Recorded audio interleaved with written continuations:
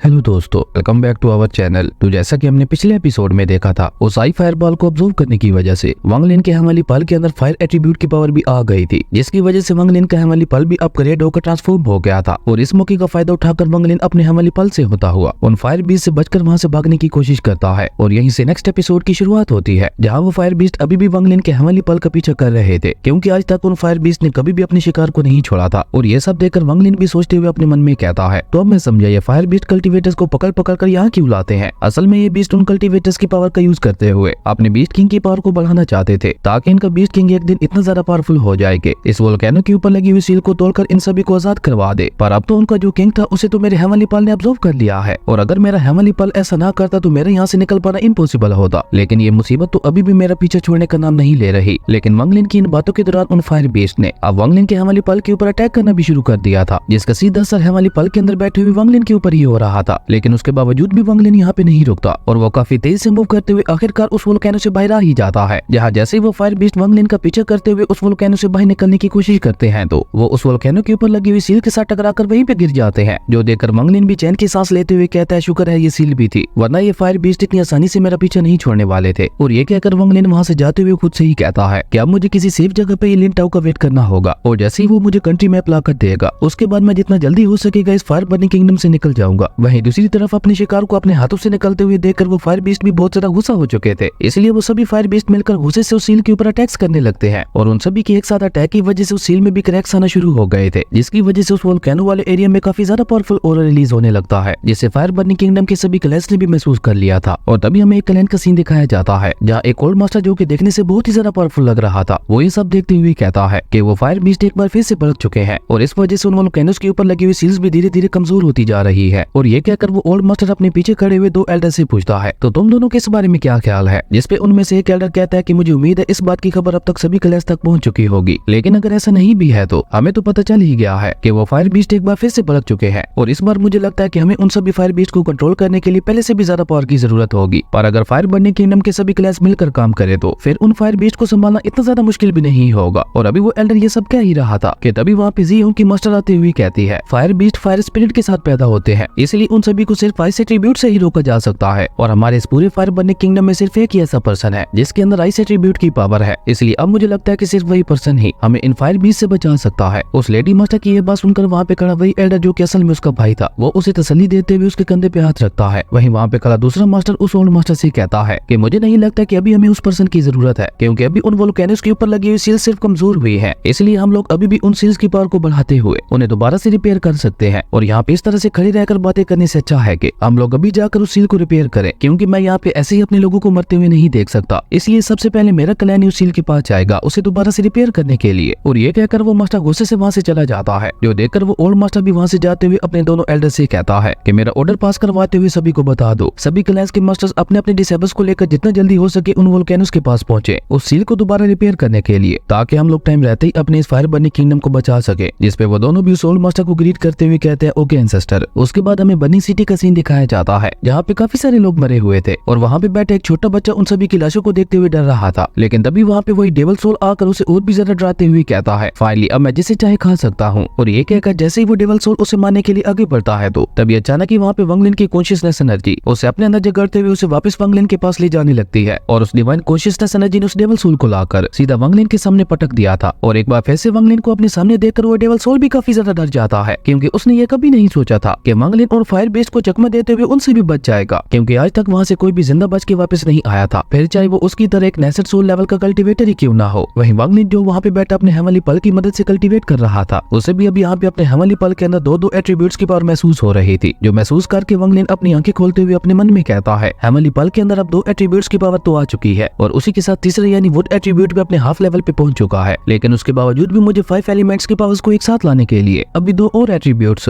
यानी मेटल और अर्थ की भी जरूरत पड़ेगी। और मैं तो ये भी नहीं जानता कि जब इस हेमली पल के अंदर 5 एलिमेंट्स की पावर आ जाएगी तो फिर ये हेमली पल कैसी पावर शो करेगा। और यही सब सोचते हुए वांग लिन अपने हेमली पल को वापस रख लेता है, जिसके बाद वो एक कोल्ड लुक के साथ धीरे धीरे उस डेविल सोल की तरफ बढ़ने लगता है, जो देखकर वो डेविल सोल डर के मारे उसके सामने झुकते हुए कहता है, मास्टर प्लीज मुझे माफ कर दे, मुझसे गलती हो गई। जिसपे वांग लिन कोल्ड टोन में उसे सिर्फ एक ही बात कहता है कि अब अगर तुमने दोबारा भागने की कोशिश की तो मैं तुम्हें वही के वही खत्म कर दूंगा। जिसपे वो डेविल सोल भी उसके सामने झुकते हुए कहता है, ओके ओके मास्टर, मैं दोबारा ऐसी गलती कभी नहीं करूंगा। लेकिन उसी के साथ साथ वो डेविल सोल अपने मन में ये भी कह रहा था कि आखिर ये लड़का वहाँ से बचकर आ कैसे गया, और आ भी गया था तो इसने मुझे ढूंढ कैसे लिया। इसका मतलब है कि इस लड़के के अंदर बहुत अजीब अजीब पावर्स है। वहीं वांग लिन यूनचाई से मिली हुई दोनों टेक्निक्स को बाहर निकालता है, जिसमें एक 6 लेवल की सूरज टेक्निक थी, जिसे पूरी तरह से रिफाइन करने के लिए वांग लिन को लोगों को मारना पड़ता, क्योंकि इस टेक्निक की पूरी पावर को यूज करने के लिए डेली किसी एक पर्सन को मारना जरूरी था। इसलिए वांग लिन को ये टेक्निक बिल्कुल भी अच्छी नहीं लग रही थी। और जब डेविल सोल को ये बात पता चलती है कि इस टेक्निक को सीखने के लिए वांग लिन को डेली एक पर्सन को मारना होगा, तो वो अपनी लालच में आकर वांग लिन को वही टेक्निक सीखने के लिए कहने लगता है, क्योंकि अगर वांग लिन डेली एक पर्सन को मारेगा तो उसे उस पर्सन की सोल खाने को मिलेगी। लेकिन क्योंकि ये एक बहुत ईविल टेक्निक थी और इसने आखिर में यूनचाई का साथ भी नहीं दिया था, इसलिए वांग लिन उस टेक्निक को छोड़ देता है। इसलिए वांग लिन अर्थ एस्केप टेक्निक की तरफ बढ़ता है और उस जेट स्लिप को पकड़कर वांग लिन सोचते हुए अपने मन में कहता है कि मास्टर सेतु ने मुझे एक बार बताया था कि अर्थ एस्केप टेक्निक 5 एलिमेंट्स की 10 एस्केप टेक्निक्स में से एक है, और एंशिएंट टाइम्स में तो इस टेक्निक को किसी सुपरनेचुरल पावर से कम नहीं माना जाता था। और भले ये एक रियल अर्थ एस्केप टेक्निक नहीं है, लेकिन फिर भी ये कुछ ना होने से तो बेहतर ही है, क्योंकि अभी के लिए मेरे पास कोई एक सिंगल एस्केप टेक्निक भी नहीं है। इसलिए अभी के लिए यही टेक्निक मेरे लिए सबसे ज्यादा बेस्ट है। वहीं वो डेविल सोल तो अभी भी वांग लिन को वही सूरज टेक्निक चूज करने के लिए असिस्ट कर रहा था, जो देखकर वांग लिन उसे एक कूल लुक देता है। और वांग लिन का ये गुस्से वाला रूप देखकर ही वो डेविल सोल वहाँ पे डर के मारे चुप हो गया था। जिसके बाद वांग लिन वहीं पे बैठकर उसी अर्थ एस्केप टेक्निक की प्रैक्टिस करने लगता है, जिसके टोटल 4 स्टेप्स थे। और देखते ही देखते वांग लिन ने वहाँ पे सिर्फ कुछ ही टाइम में उस अर्थ एस्केप टेक्निक को पूरी तरह से सीख लिया था, जो देखकर वांग लिन भी वहाँ पे खड़ा होकर खुश होते हुए कहता है कि ली यंग की ये बॉडी तो वाकई काफी ज्यादा अमेजिंग है। इसका मतलब है ली यंग के अंदर काफी ज्यादा अमेजिंग टैलेंट था, जो कि मेरी पिछली वाली बॉडी से तो कहीं ज्यादा अच्छा है। क्योंकि एक अर्थ एस्केप टेक्निक जिसे एक हाई लेवल की टेक्निक माना जाता है, उसे सीखने में भी मुझे अब ज्यादा देर नहीं लगी। उसके बाद हमें दोबारा उसी वोल्केनो एरिया का सीन दिखाया जाता है, जहाँ पे कुछ क्लैन के एल्डर्स और कल्टीवेटर्स मिलकर अपनी अपनी आइस पावर का यूज करते हुए उस सील को दोबारा रिपेयर करने की कोशिश कर रहे थे। और बहुत ज्यादा मेहनत के बाद उन लोगों ने आइस क्रिस्टल की पावर का यूज करते हुए उस सील को रिपेयर कर भी लिया था, जो देखकर वो सभी लोग वहाँ पे काफी ज्यादा खुश हो गए थे। और अभी वहाँ पे जिस कल्टीवेटर ने आइस क्रिस्टल की पावर का यूज करते हुए उस सील को रिपेयर किया था, वहाँ पे मौजूद बाकी सभी कल्टीवेटर्स उसकी तारीफ करते हुए कहते हैं, सीनियर ब्रदर आप वाकई बहुत ज्यादा अमेजिंग है, क्योंकि हम लोग तो पिछले 15 दिनों से इस सील को रिपेयर करने की कोशिश कर रहे थे, लेकिन उसके बावजूद भी हम लोग इसमें कामयाब नहीं हो पाए। लेकिन आपने तो सिर्फ कुछ ही देर में सील को पहले की तरह रिपेयर कर दिया। और ये कहकर वो सभी कल्टीवेटर्स वहाँ से जाने लगते हैं। लेकिन अभी वो लोग वहाँ से जा ही रहे थे कि तभी वो फायर बीस्ट उस सील फॉर्मेशन को तोड़ते हुए बाहर आ जाते हैं, जो देखकर तो वहाँ पे मौजूद किसी भी कल्टीवेटर को अपने आंखों पे यकीन ही नहीं हो रहा था कि आखिर इन फायर बीस्ट ने इतनी ज्यादा पावरफुल सील फॉर्मेशन को कैसे तोड़ दिया। क्या ये फायर बीस्ट वहाँ पे रहते हुए धीरे धीरे और भी ज्यादा पावरफुल होते जा रहे हैं। पर अभी वो लोग ये सब सोच ही रहे थे कि तभी उनमें से एक फायर बीस्ट ने अचानक आगे बढ़ते हुए उसी सीनियर कल्टीवेटर के ऊपर अटैक कर दिया था, जिसे वो सीनियर कल्टीवेटर रोकने की कोशिश तो बहुत ज्यादा करता है, पर वो उस फायर बीस्ट के अटैक को नहीं रोक पाता। इसलिए वो सीधे वहाँ से उस फायर बीस्ट समेत नीचे गिर गया था, जो देखकर उसके साथी कल्टीवेटर्स चिल्ला चिल्लाकर उसे वहाँ से भागने के लिए कहने लगे थे। लेकिन उसी के साथ उन सबको खुद भी वहाँ से भागना पड़ता है, क्योंकि उनके पीछे भी काफी सारे फायर बीस्ट आ गए थे। लेकिन ये तो बस शुरुआत थी, क्योंकि उस वोल्केनो की तरह बाकी सभी वोल्केनोस की सील भी धीरे धीरे टूटने लगती है, जिनसे देखते ही देखते सभी फायर बीस्ट आजाद होते जा रहे थे। और बर्निंग सिटी में दूर से खड़े होकर ली किंग और मू वैन भी ये सब देख रहे थे। और मू वैन, जिसका दिल बहुत ज्यादा अच्छा था, वो ये सब देखकर परेशान होते हुए अपने भाई ली किंग से कहती है, ब्रदर ये सभी वोल्केनोस तो एक के बाद एक डिस्ट्रॉय होते जा रहे हैं, जिसका मतलब है कि हमारे फायर बर्निंग किंगडम में बहुत बड़ी तबाही आने वाली है, जिनसे हमारे जैसे कल्टीवेटर्स तो किसी तरह से बच भी जाएंगे। पर ये मोर्टल्स क्या करेंगे जिनके अंदर कोई पावर नहीं है। जिस पे ली किंग भी आगे आकर मू वैन को तसल्ली देते हुए कहता है कि ये सब तो हेवन की मर्जी से हो रहा है, और ये तो एक न एक दिन होना ही था, क्योंकि वो फायर बीस्ट फायर स्पिरिट के साथ पैदा होते हैं, और वो फायर बीस्ट रह भी लावा में रहे थे, जिसकी वजह से उनकी पावर धीरे धीरे बढ़ती जा रही थी। और इन मोर्टल्स को तो छोड़ो, पिछली बार तुम्हें याद ही होगा कि जब उन फायर बीस्ट ने हमारे ऊपर अटैक किया था, तो हमारे जैसे कल्टीवेटर्स भी उनसे नहीं बच पाए थे। और ये सब कहते कहते ली किंग यहाँ पे अपनी बहन मू वैन की तरह काफी ज्यादा परेशान हो चुका था। पर तभी अचानक ही मू वैन को अपने मास्टर का पैगाम मिलता है, जिसमें वो अपने सभी डिसेबल्स को वापस अपने क्लैन में बुला रहे थे। और ये सुनते ही वो दोनों वहाँ से काफी तेजी से अपने क्लैन की तरफ निकल जाते हैं। उसके बाद हमें लियू हेमन क्लैन का सीन दिखाया जाता है, जहाँ पे लियू हेमन क्लैन के सभी डिसेबल्स आए हुए थे, लेकिन वहाँ पे उनमें से किसी को कुछ भी समझ नहीं आ रहा था कि आखिर उनकी मास्टर ने अचानक ही उन्हें इस तरह से क्यों बुला लिया। और तभी वहाँ पे लियू हेमन क्लैन की मास्टर अपीयर होते हुए कहती है कि आप सभी को यहाँ पे अचानक इसलिए बुलाया गया है, क्योंकि रिसेंटली वो फायर बीस्ट अपनी अपनी सील्स तोड़ते हुए उन वोल्केनोस से बाहर आने लगे हैं। इसलिए उन फायर बीस्ट की तबाही से बचने के लिए हमारे लियू हेमन क्लैन ने रीमन क्लैन, हुयुन क्लैन और टेंपल ऑफ वार के साथ हाथ मिलाया है। और अब हम सभी क्लैंस एक अलायंस बनाते हुए फायर बर्मा सिटी की तरफ जा रहे हैं, जहाँ हम सभी मिलकर ज़ुआनवू किंगडम में रहेंगे। ज़ुआनवू किंगडम का नाम सुनकर वो सभी डिसेबल्स थोड़ा परेशान हो जाते हैं, क्योंकि ज़ुआनवू किंगडम में तो ऑलरेडी काफी सारे क्लैंस रह रहे थे, इसलिए वो लोग इतनी आसानी से किसी बाहर वाले क्लैन को एक्सेप्ट नहीं करने वाले थे। और वहाँ जाने का मतलब था कि वहाँ पे एक बहुत बड़ी वार होने वाली है। अपनी मास्टर की ये बात सुनकर मू वैन उनसे ही कहती है, मास्टर जब हम सभी लोग ज़ुआनवू किंगडम में शिफ्ट हो रहे हैं, तो फायर बर्निंग किंगडम में हमारे सहारे पे रह रहे उन मोर्टल्स का क्या होगा? वो मोर्टल्स अकेले उन फायर बीस्ट का सामना कैसे करेंगे? जिसपे वो लेडी मास्टर बहुत ही एरोगेंट वे में कहती है कि मोर्टल्स की किस्मत में जो लिखा है उनके साथ वो होना ही है। अगर हम लोग यहाँ पे उनको बचाने बैठे तो हम लोग भी उनके साथ साथ मारे जाएंगे, इसलिए अभी के लिए तुम सभी लोग मोटर्स को छोड़कर सिर्फ अपनी जान बचाने के ऊपर फोकस करो और जितना जल्दी हो सके यहाँ से निकलने की तैयारी करो। और सबको अपने ऑर्डर सुनाकर वो लेडी मास्टर वहाँ से चली जाती है, जिसका मतलब था कि लियो हेमन क्लैन ने भी मोटर्स का साथ छोड़ दिया था। वहीं दूसरी तरफ हम वांग लिन को देखते हैं जो अभी भी उसी केव के अंदर बैठे हुए जी हंग से मिली हुई वेपन रिफाइनिंग टेक्निक की प्रैक्टिस कर रहा था और आज फाइनली वो इसमें कामयाब भी हो गया था, क्योंकि उसने एक्सट्राटाइल बैटलफील्ड से मिले हुए और सारे टुकड़े को मेल्ट करके उसे अपनी फ्लाइंग सोर्ड के अंदर डाल दिया था और अपनी फ्लाइंग सोर्ड को एक हाई लेवल की सोर्ड के साथ मर्ज कर दिया था, जिसकी वजह से अब वांग लिन की फ्लाइंग सोर्ड की पावर पहले से कई गुना ज्यादा बढ़ चुकी थी। और सिर्फ इतना ही नहीं, एक्सट्राटाइल बैटलफील्ड में मिले हुए आयरन टुकड़े की वजह से अब वांग लिन की फ्लाइंग सोर्ड के अंदर थंडर की पावर भी आ चुकी थी। तभी वांग लिन की नजर वहाँ पे उस केव के बहस जाती है जहाँ पे अब सुबह हो चुकी थी, जो देखकर लिन टाओ गुस्से से कहता है कि लिन टाओ की डेडलाइन एक्सपायर हो गई है। और ये कहकर वांग लिन अपनी सोर्ड लेकर उस डेविल सोल की तरफ बढ़ने लगता है, जो देखकर वो डेविल सोल डर के मारे वांग लिन से दूर भागने लगता है। लेकिन वांग लिन इशारे से उसे अपनी फ्लाइंग सोर्ड के अंदर आने के लिए कहता है, जो देखकर वो डेविल सोल भी चुपचाप उस फ्लाइंग सोर्ड के अंदर चला गया था। उसके बाद हमें उस केव के बाहर का सीन दिखाया जाता है जहाँ पे अब वो फायर बीस्ट पूरी तरह से आउट ऑफ कंट्रोल हो चुके थे और जो कोई भी उनके रास्ते में आ रहा था वो उसे खत्म किए जा रहे थे। तभी वांग लिन भी उस केव से बाहर आता है और जैसे ही उन सभी की नजर वांग लिन के ऊपर पड़ती है तो वो सभी काफी तेज से वांग लिन के पीछे जाने लगते हैं, क्योंकि उन फायर बीस्ट को अभी भी अपनी किंग की पावर वांग लिन की बॉडी के अंदर से महसूस हो रही थी। लेकिन वांग लिन भी यहाँ पे अपनी अर्थ एस्केप टेक्निक का यूज करते हुए वहाँ से भागने लगता है और वो वहाँ से भागते भागते अपने मन में कहता है कि अब मैं यहाँ पे और ज्यादा लिन टाओ का वेट नहीं कर सकता, मुझे अब खुद से जितना जल्दी हो सके फायर बर्निंग किंगडम के बॉर्डर तक पहुंचना होगा, क्योंकि अब ये जगह मेरे लिए सेफ नहीं रही। वहीं दूसरी तरफ उन फायर बीस्ट ने जमीन के नीचे से भी वांग लिन को ढूंढ लिया था, इसलिए वो सभी मिलकर वहाँ पे एक बार फिर से वांग लिन के ऊपर अटैक्स करने लगते हैं, जो देखकर वांग लिन भी जमीन से बाहर आते हुए काफी तेज से वहाँ से भागने की कोशिश करता है। लेकिन वो फायर बीस्ट थे कि उसका पीछे छोड़ने का नाम ही नहीं ले रहे थे। ये देखकर वांग लिन अपनी अभी रिफाइन की हुई न्यू फ्लाइंग सोर्ड से उनके ऊपर अटैक करने की भी कोशिश करता है, लेकिन उन फायर बीस्ट के ऊपर वांग लिन के किसी भी अटैक का कोई भी फर्क नहीं पड़ रहा था, जो देखकर वांग लिन वहाँ पे उन फायर बीस्ट को बहुत ही गौर से देखते हुए अपने मन में कहता है कि हो न हो इन फायर बीस्ट की भी कोई न कोई कमजोरी तो जरूर होगी। और ये सब सोचते हुए वांग लिन की नजर उन फायर बीस्ट के फोरहेड के ऊपर पड़ती है और ये देखकर वांग लिन ने अब उन फायर बीस्ट के फोरहेड के ऊपर ही अटैक करना शुरू कर दिया था। और वाकई उनके फोरहेड पे लगी हुई वो आंख ही उन फायर बीस्ट की कमजोरी थी। और जैसे ही वांग लिन को ये बात पता चलती है तो वो वहाँ पे बहुत ही तेजी से उन सभी फायर बीस्ट को खत्म करने लगता है। लेकिन इस समय वांग लिन की फ्लाइंग सोर्ड की पावर बहुत ज्यादा कंज्यूम हो रही थी, जिसकी वजह से वो डेविल सोल बाहर आकर वांग लिन से रिक्वेस्ट करते हुए कहते हैं कि प्लीज रुक जाओ, अगर थोड़ी देर और ऐसा चलता रहा तो मैं यहीं पे मारा जाऊंगा। उस डेविल सोल की ये बात सुनकर वांग लिन वहाँ पे अपनी आई साइट पावर का यूज करके वहाँ से गुजर रहे हजारों कल्टीवेटर्स को देखता है, जिसके अंदर Leo Heman clan, Hu Yun clan, temple of war और डीमन क्लैन के लोग थे। और उन सभी को देखकर वांग लिन कहता है कि मुझे लगता है मुझे फायर बर्निंग किंगडम के बॉर्डर तक जाने के लिए इन हजारों कल्टीवेटर्स का सहारा लेना होगा। और ये सोचकर वांग लिन वहाँ से काफी तेजी से उन सभी की तरफ बढ़ने लगता है, जहाँ वो फायर बीस्ट अभी भी उसके पीछे पड़े हुए थे। और जब उन लोगों की नजर वांग लिन के पीछे आ रही उन फायर बीस्ट के ऊपर पड़ती है तो वो वांग लिन को छोड़कर खुद ही उन फायर बीस्ट को रोकने के लिए आगे बढ़ जाते हैं। वहीं दूसरी तरफ जैसे ही वांग लिन उस फ्लाइंग बोट में जाने की कोशिश करता है तो जिसपे कुछ कल्टीवेटर्स उसे रोकते हुए कहते हैं कि कौन हो तुम, जिसपे वांग लिन उन्हें ग्रीट करते हुए बताता है कि मैं टेंपल ऑफ वार का डिसेबल ली यंग हूँ। वांग लिन की ये बात सुनकर उन कल्टीवेटर्स की लीडर लड़की अपने एक साथी कल्टीवेटर से कहती है कि इसे टेंपल ऑफ वार के मास्टर के पास ले जाओ और उनसे पूछो क्या ये वाकई टेंपल ऑफ वार का डिसेबल है कि नहीं, और अगर ये टेंपल ऑफ वार का डिसेबल ना निकला तो इसे वहीं के वहीं खत्म कर देना। और जैसे वो कल्टीवेटर वांग लिन को मिलाने के लिए टेंपल ऑफ वार के मास्टर के पास ले जाता है तो तभी अचानक ही वहाँ पे एक टेंपल ऑफ वार की डिसेबल आकर उसके ऊपर अटैक करते हुए कहती है कि तुम्हारे जैसे एक विलन की हिम्मत कैसे हुई खुद को हमारा टेंपल ऑफ वार का डिसेबल कहने की। लेकिन वांग लिन ने यहाँ पे उस लड़की के अटैक को ऐसे रोक लिया था जैसे उसके सामने ये अटैक कुछ भी नहीं है, जो देखकर उस लड़की को भी एक झटका लगता है, इसलिए वो पहले से भी कई गुना ज्यादा पावरफुल अटैक वांग लिन के ऊपर करती है। लेकिन वांग लिन ने सेम पहले की तरह बिना देखे उसके अटैक को बहुत ही आसानी से रोक लिया था और उसी के साथ वांग लिन के अटैक की फोर्स की वजह से वो लड़की भी वहाँ से उड़ते हुए नीचे आ गिरती है। इवन वांग लिन के अटैक की फोर्स की वजह से उस लड़की के मुंह से ब्लड भी निकलने लगा था, जो देखकर वो लड़की बेहरान होते हुए कहती है कि आखिर ये इतना ज्यादा पावरफुल कैसे हो गया। और तभी वहाँ पे जी होंगे आकर लियो हेमन क्लैन के उस कल्टीवेटर को बताता है कि ली यंग वाकई हमारे टेंपल ऑफ वार का डिसेबल है, तो तुम्हारा शुक्रिया कि तुम इसे यहाँ तक ले आए। जी होंग की ये बात सुनकर वो कल्टीवेटर उसे ग्रीट करते हुए चुपचाप वहाँ से चला जाता है और उस कल्टीवेटर के वहाँ से जाते ही जी होंग वांग लिन से कहता है कि आप सिस्टर फेंग लुआन से तो मिल ही चुके होंगे और मुझे लगता है आपको एक बार फिर से उनसे मिल लेना चाहिए। जिसपे वांग लिन भी हमें अपना सारे हिलाते हुए उससे कहता है ओके मुझे उनके पास ले चलो। जिसके बाद जी होंग वांग लिन को सिस्टर फेंग लुआन की बोट की तरफ ले जाने लगता है और वहाँ जाते हुए जी होंग वांग लिन को बताता है कि लिन टाओ वो कंट्री मैप चुराते चुराते पकड़ा गया है, इसलिए उसे टेंपल ऑफ वार के एंसेस्टर ने बहुत बुरी सजा दी है और उसी के साथ वो कंट्री मैप भी खुद एंसेस्टर के हाथों में है। जी होंग की ये बात सुनकर वांग लिन को भी एक झटका लगता है, लेकिन वो उसे कुछ भी नहीं कहता और वो सीधा उसी लेडी एंसेस्टर के पास जाकर उसे ग्रीट करते हुए कहता है। वांग लिन को दोबारा अपने सीनियर के साथ मिलकर बहुत अच्छा लगा। वांग लिन की ये बात सुनकर वो लेडी एंसेस्टर पलटते हुए उससे कहती है ओ तो तुम्हारा रियल नेम वांग लिन है। जिसपे वांग लिन कुछ कह पाता उससे पहले वहाँ पे एक और मास्टर ने आते हुए अचानक ही उसके ऊपर अटैक कर दिया था, लेकिन वो अटैक वांग लिन को लग पाता उससे पहले उस लेडी मास्टर ने बीच में आते हुए उस मास्टर के अटैक को रोक दिया था। जो देखकर वो मास्टर गुस्से से उस लेडी एंसेस्टर से कहता है कि ये लड़का अपने साथ हजारों फायर बीस्ट को यहाँ तक लाया है, हम लोग बहुत ही मुश्किल से छुपते छुपाते यहाँ से निकल रहे थे, लेकिन इस लड़के ने एक बार फिर से उन सभी फायर बीस्ट को हमारी तरफ अट्रैक्ट कर दिया, जिसपे वो लेडी एंसेस्टर भी वांग लिन के सामने आते हुए कहती है कि मेरे होते हुए तुम इसे नहीं मार सकते। और उस लेडी एंसेस्टर के ऐसा कहते ही वहाँ पे एक दूसरा एंसेस्टर भी आ जाता है, जो देखकर उस मास्टर को भी अपनी हार माननी पड़ती है। लेकिन उसके बावजूद भी वो गुस्से से उस लेडी एंसेस्टर से कहता है तुम भले इसे बचाने की कोशिश कर लो कि ये रियल में मेरा डिसेबल ली यंग नहीं है और ना ही ये मेरे टेंपल ऑफ वार का डिसेबल है, तो इसलिए इसे यहाँ पे रुकने का कोई हक नहीं है। टेंपल ऑफ वार मास्टर की ये बात सुनकर उस लेडी एंसेस्टर को काफी ज्यादा गुस्सा आता है, इसलिए वो वांग लिन से कहती है वांग लिन क्या तुम मेरे डिसेबल बनाना चाहोगे, जिसपे वांग लिन भी उसे ग्रीड करते हुए कहता है यस मास्टर। ये देखकर टेंपल ऑफ वार का वो मास्टर वहाँ से जाते हुए कहता है जूनियर सिस्टर फेंग लुआन, अब जब तुमने इसे अपना डिसेबल एक्सेप्ट कर ही लिया है तो मैं अब इसे यहाँ से भेजने के लिए किसी को फोर्स नहीं कर सकता। और वैसे भी अभी एक बहुत बड़ी वार होने वाली है, उसमें अभी ये तुम्हारा नया नया बना हुआ डिसेबल जो कि अभी फाउंडेशन बिल्डिंग रियलम के मिडिल स्टेज पे है, वो तुम्हारी क्या ही हेल्प कर लेगा, बल्कि उल्टा ये तो उस वार में अपने साथ साथ तुम्हारे क्लैन को भी खतरे में डाल देगा। और ये कहकर वो मास्टर वहाँ से चला गया था। जो देखकर एंसेस्टर फेंग लुआन का सीनियर ब्रदर उससे पूछता है फेंग लुआन तुमने ऐसा क्यों किया, जिस पर एंसेस्टर फेंग लुआन उसे बताती है कि अगर ये ना होता तो एक्स्ट्रा टाइल बैटलफील्ड में गए हुए हमारे डिसेबल्स